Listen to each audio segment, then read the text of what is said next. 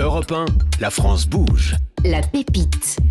Antoine, elle est née il y a 2 ans dans les Alpes-Maritimes, évolutive agronomie. Vous avez une licence en biologie et un master en gestion de l'environnement et développement durable. C'était prévu de monter une boîte ? À la base, non, pas forcément. C'est arrivé après, justement, Vous avez fait un doctorat en au niveau biologie du doctorat, c'est ça. Où là, l'esprit d'entrepreneur est arrivé de façon plus conséquente et plus Pourtant, prononcée. chez vous, personne n'a fait ni de l'entrepreneuriat ni de la recherche. Alors, mon père est artisan, donc au final, c'est de l'entrepreneuriat, Oui, même vous si avez j'étais raison. tout seul. Tout à fait. Voilà, donc il n'avait pas forcément d'employés, mais il y avait quand même ce côté d'appeler des clients, de faire des factures, des devis. Ça, je le vivais à la maison. Donc, il y avait quand même ça. Après, la recherche, pas du tout, pour le coup. Votre maman non plus a été non, pas entrepreneur. ma mère travaillait à la sécurité sociale. Donc pas entrepreneur. C'est pas le sujet. En fait, finalement, c'est en master où j'ai vraiment compris ce que c'était la recherche. Avant, j'avais ce cliché de dire la recherche, on cherche beaucoup et on trouve pas. C'est vrai. Et clairement, j'avais ce cliché jusqu'au master. Et c'est en fait justement en faisant des petits projets de recherche, je me suis dit, mais en fait, c'est ça la recherche. Et en fait, mon stage de master 2, là, cette fois-ci, vraiment, j'avais avancé sur des sujets. C'est sur la processionnaire du pain, sur la dispersion de la processionnaire du pain qui peut créer des problèmes de santé. Et là, vraiment, j'avais vu qu'en 6 mois, finalement, on arrivait à identifier des choses vraiment intéressantes. Donc, je me dis, en fait, c'est ça que je veux faire, c'est la recherche que j'aime depuis toujours, en fait. Donc, vous aimez la recherche depuis toujours. Qu'est-ce qui fait que vous basculez de la recherche vers évolutive agronomie ? Après, vous allez pitcher, parce que c'est révolutionnaire, moi, je trouve, c'est très innovant. Oui, Philippe va nous en dire plus. Comment vous basculez vers la recherche et vers l'entrepreneuriat ? Il se passe quoi ? Alors, du coup, il y a ce fameux stage de master qui était dans un laboratoire de recherche de l'INRAE.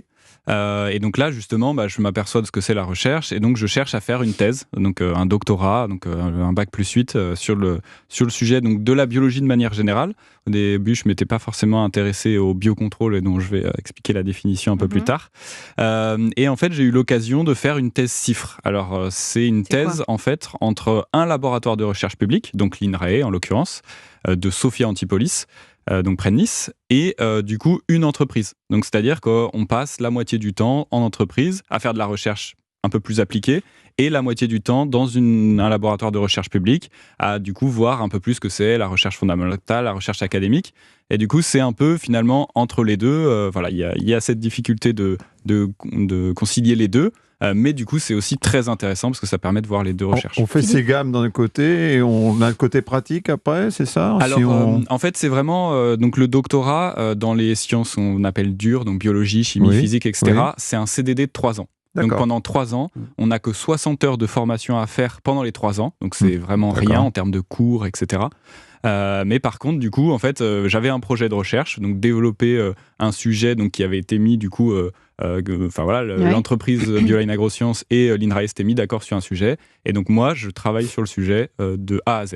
Alors le sujet, c'est transformé en évolutive agronomie, donc c'est une émanation d'un projet d'étude finalement. Alors pas tout à fait, non. Parce que du coup, le projet sur lequel j'ai travaillé pendant ma thèse, effectivement, c'est sur un sujet de biocontrôle, utiliser un organisme vivant pour protéger les cultures agricoles.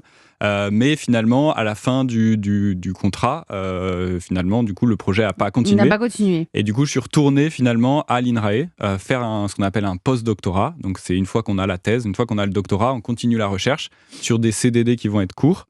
Et c'est en faisant ce post-doctorat que là, vous avez cette idée de évolutive agronomie. Ça reste une entreprise de biocontrôle. Vous allez la pitcher. Et puis ensuite, on va encore vous poser plein de questions. Êtes-vous prêt ? Oui. C'est à vous, Antoine. On vous écoute. Alors du coup, Évolutive Agronomie, c'est une entreprise de biocontrôle. Donc le biocontrôle, c'est quoi ? C'est l'utilisation d'organismes vivants pour protéger les cultures agricoles.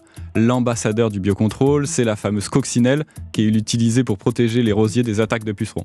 Nous, on ne fait pas des coccinelles, on fait des acariens prédateurs. Qui vivent dans le sol et qui sont capables de contrôler certains ravageurs qui nuisent aux racines des plantes. Et nous, on s'attaque à un ravageur majeur, notamment du maraîchage, qui s'appelle les nématodes. Les nématodes, c'est des milliards d'euros de pertes de production par an, que ce soit en Europe, mais aussi dans le monde, etc. Et donc nous, en fait, on a créé Évolutive Agronomie, a été créé par 3 chercheurs de l'INRAE, avec un constat. On faisait de la recherche sur le sujet du biocontrôle, on est tous les 3 experts du biocontrôle. On avait des solutions qui marchent, qui sont vraiment efficaces, parfois aussi efficaces, voire plus efficaces que des produits chimiques. Et en fait, ça se retrouvait rarement jusqu'à chez l'agriculteur. on vient tous les trois d'un monde rural, et en fait, il y a pas les agriculteurs n'ont pas forcément les solutions. Et donc nous, on a voulu se spécialiser sur le biocontrôle du sol, parce qu'il y a beaucoup moins de produits, il y a 10 fois moins de produits disponibles pour la lutte contre les ravageurs du sol. Mais un peu plus d'une minute, au moment où on vous a laissé terminer, on a tous compris. Antoine Pasquier, président cofondateur d'Evolutive Agronomie. Donc ça se passe où ça ? C'est dans le sud ? C'est toujours dans les Alpes-Maritimes, à Sophia Antipolis, où vous cultivez vos acariens ? Donc effectivement, c'est exactement ça. Non, donc on parle d'élevage, effectivement. C'est ça. Et donc oui, en fait, on a eu la chance que l'INRAE met en place des dispositifs justement qui permettent d'héberger les startups. Donc à la suite de notre postdoctorat, on a créé l'entreprise, mais en fait, on est resté quasiment au même endroit. On a juste changé de bâtiment et on bénéficie des installations justement de l'INRAE pour continuer à faire les élevages, pour montrer l'efficacité. Et l'efficacité, c'est finalement, on n'a plus besoin de pesticides. C'est les acariens qui font le boulot. Alors, j'essaye de résumer pour tout le monde. C'est plus complexe que ça parce qu'en fait, un agriculteur, il est confronté à énormément de problèmes. Quand on travaille avec du vivant, à faire pousser des plantes, il y a énormément de problèmes différents. Et donc, nous, on adresse un problème qui est donc les nématodes, qui sont des vers qui attaquent les plantes. Et donc, nous, on règle ce problème. Autour de la table de la France Bouge, Thierry Blandinière, le patron d'Invivo, ce soir sur Europe 1. Quel regard portez-vous ? Vous connaissiez Evolutive Agronomie ? Au-delà de connaître Antoine Pasquier, j'ai compris que vous connaissiez... Honnêtement, non. J'ai découvert, donc je suis ravi, merci de l'invitation. Donc en fait, non, le biocontrôle, c'est essentiel, il faut savoir que ça existe. Il y a des entreprises dans le monde entier qui ont développé ce type de biocontrôle, principalement par exemple en Espagne ou en Californie ou aussi en Afrique, au Maroc, on en a parlé. En fait, ça marche très bien dans les cultures sous serre, vous savez, sous serre. Si vous allez en Espagne, vous connaissez Almeria, par exemple, il y avait la mer de plastique. La mer de là, bâche blanche. Et avant, ce qu'il faut savoir, c'est que c'était presque, on va dire des chambres à gaz à l'intérieur, parce que finalement, on mettait beaucoup de pesticides pour traiter tout ça. Et du coup, depuis maintenant une dizaine d'années, on a trouvé des solutions de biocontrôle qui substituent aux pesticides, et ça devient des produits naturels en fait.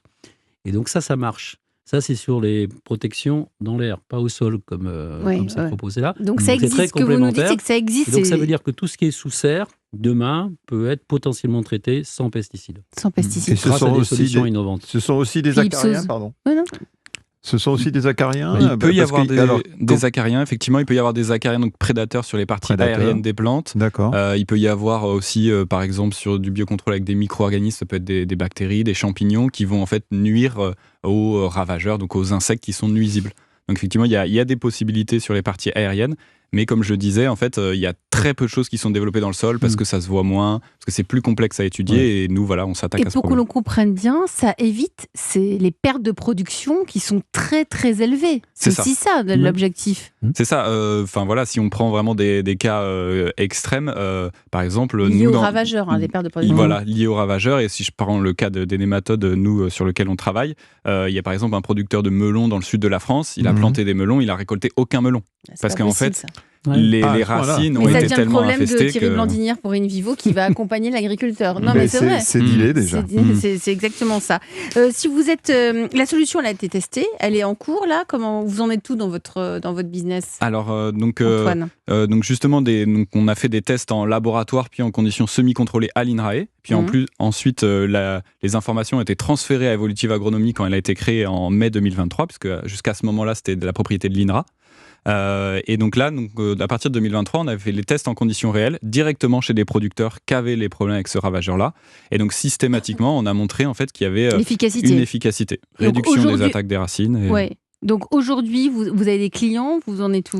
Alors oui, justement, on commence la commercialisation cette année. Donc là, on a nos premiers clients. Donc il y a déjà comme clients, on a les agriculteurs chez qui on a fait les essais les 2 dernières années, parce qu'ils sont très satisfaits des résultats. Donc ça, c'est des points positifs. Quand les early adopters continuent à utiliser la solution, c'est vraiment positif. Et après, là maintenant, ça commence un peu plus à se savoir. On travaille avec les instituts techniques, par exemple, qui conseillent plus notre produit. Et donc là, on a les premiers clients. Philippe Sauze, qui est le coach de sort de la France Bouge. Donc Philippe, la start-up, vous avez dit au début de l'émission, vous la trouvez pionnière. Oui, pionnière parce que c'est vraiment dans l'avant-garde des pratiques agricoles. D'après ce que encore une fois, je ne suis pas un expert dans cette catégorie, mais ce que j'ai identifié vraiment, c'est l'avant-garde des pratiques agricoles. Ce que j'ai aimé chez vous, et vraiment votre force, c'est déjà votre team. Ils sont 3. Ils sont 3 absolument. Hein. On a Antoine aujourd'hui sur le plateau, on a Lucie et puis Nicolas, c'est ça ? C'est ça. Vraiment tous les 3 chercheurs de l'INRAE, pardon. Donc ça, c'est intéressant. Vous avez aussi publié scientifiquement, il y a déjà beaucoup de publications scientifiques sur le biocontrôle. Donc c'est vraiment une tendance forte. Alors, en fait, ça, on n'a pas publié d'articles scientifiques sur le sujet sur lequel on travaille actuellement, parce que tout est confidentiel. Vous avez une légitimité sur c'est ce que dit Philippe, à travers les publications scientifiques. Ouais. Nicolas Desneux, par exemple, est un des chercheurs de l'INRAE qui a le plus publié de l'histoire de l'INRAE. Donc c'est assez impressionnant. Voilà. C'est efficace, c'est écologique. Voilà, c'est ça. Solution efficace et écologique. Une approche personnalisée aussi sur l'outil. Donc, à la décision, c'est un élément majeur.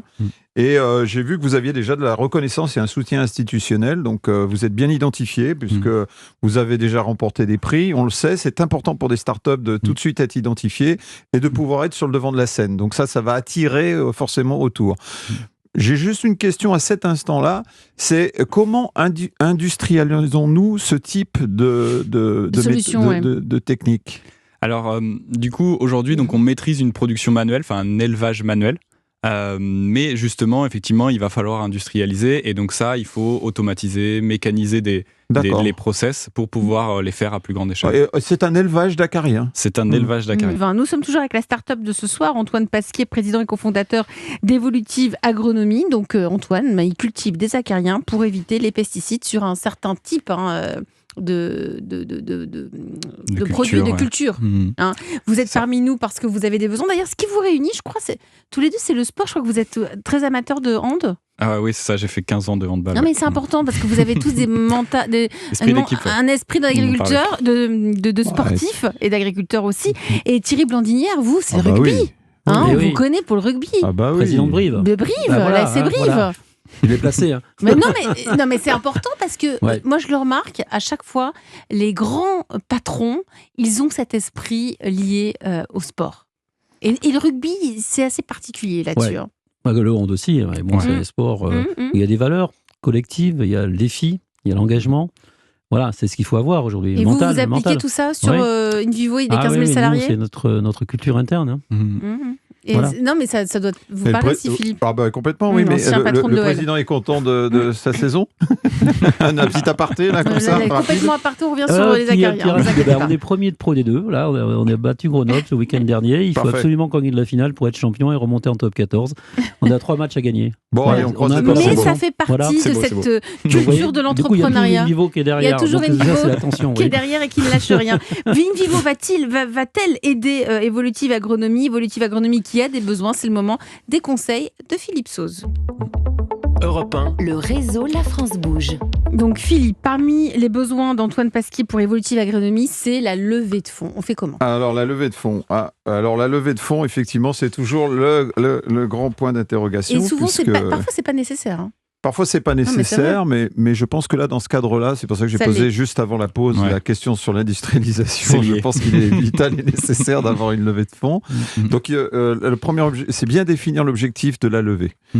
Pas se tromper de taille de levée pour pas être à côté à la fois d'opportunités, mais aussi d'un certain danger qui pourrait courir et de tirer vers le bas. Ensuite, il faut structurer un pack d'investisseurs solides.